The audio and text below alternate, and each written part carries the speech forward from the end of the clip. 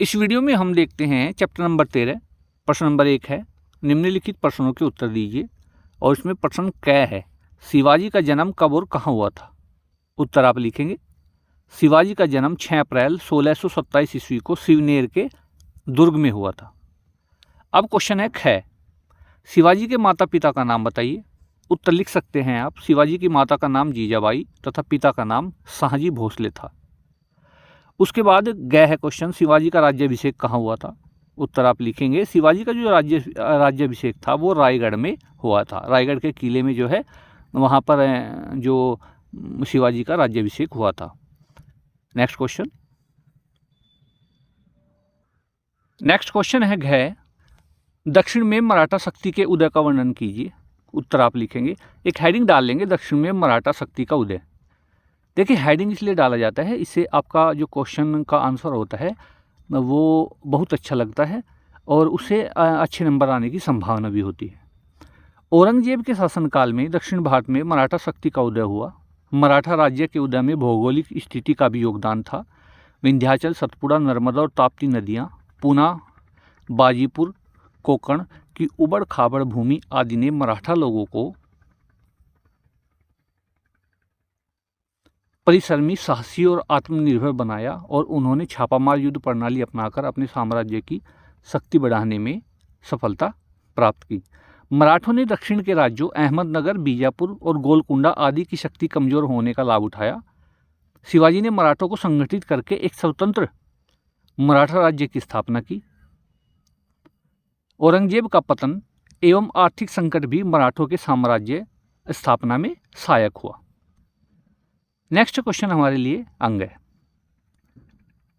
देखिए शिवाजी के शासन प्रबंध के विषय में लिखिए। उत्तर आप लिखेंगे। शिवाजी ने एक स्वतंत्र मराठा राज्य स्थापित किया था।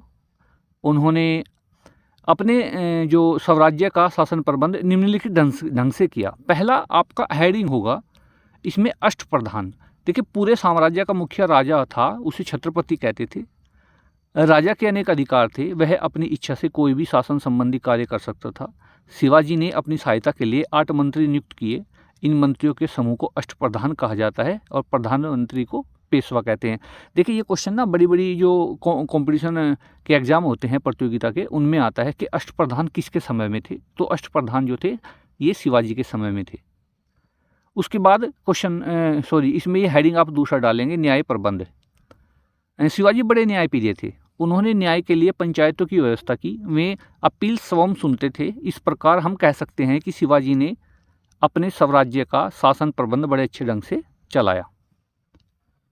उसके बाद इसमें हेडिंग है तीसरा, सैनिक प्रबंध। शिवाजी एक कुशल सैनिक भी थे, इसलिए उन्होंने मजबूत सेना का संगठन किया। सैनिकों को नगद वेतन दिया जाता था। सेना में कड़ा अनुशासन था। कोई भी सैनिक युद्ध में स्त्री साथ नहीं ले जा सकता था। उन्हें जीते हुए प्रदेशों में भी स्त्रियों का अपमान करने की आज्ञा नहीं थी। सभी सैनिकों को युद्ध में लूटी हुई संपत्ति का हिसाब देना पड़ता था। हेडिंग है आपका चौथा। देखिए 4 नंबर पर जो हेडिंग होगा वो होगा भूमि का प्रबंध। सैनिकों में वेतन तथा अन्य खर्चा के लिए शिवाजी ने नए सिरे से भूमि का प्रबंध किया। उन्होंने सारी भूमि को फिर से जो है नपवाया और उपज के अनुसार भूमि कर निश्चित किया। इसके अतिरिक्त मुगल क्षेत्रों से चौथ भी जो है लिया जाता था। चौथ क्या था? ये एक प्रकार का कर था जो शिवाजी के समय लिया जाता था।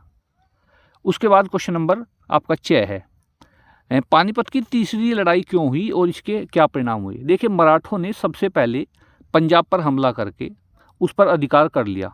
पंजाब पर उस समय अब्दाली का जो शासन था, अहमद शाह अब्दाली का। अब्दाली मराठों से नाराज हो गया, इस कारण यह लड़ाई हुई। यदि हम इसके परिणाम की बात करें तो इस लड़ाई का परिणाम यह हुआ कि मराठों की हार से उनकी शक्ति क्षीण हो गई और मराठों के पतन से अंग्रेजों को भारत से जो है साम्राज्य स्थापित करने का सुअवसर मिल गया। अंग्रेजों को जो अवसर मिला था ना, वो इसी प्रकार मिला था कि अहमद शाह अब्दाली और मराठों के बीच लड़ाई हुई और मराठे हार गए। अगर मराठे ना हारते तो यहाँ पर अंग्रेज अपना जो है साम्राज्य स्थापित नहीं कर सकते थे। क्वेश्चन नंबर 2 है, निम्नलिखित कथनों में सही के सामने सही और गलत के सामने आप गलत का निशान लगाइए। इसमें क है, मराठों ने छापामार युद्ध प्रणाली अपनाई, बिल्कुल सही है। ख, अफजल खान मुगलों का एक प्रमुख सरदार था, ये गलत है।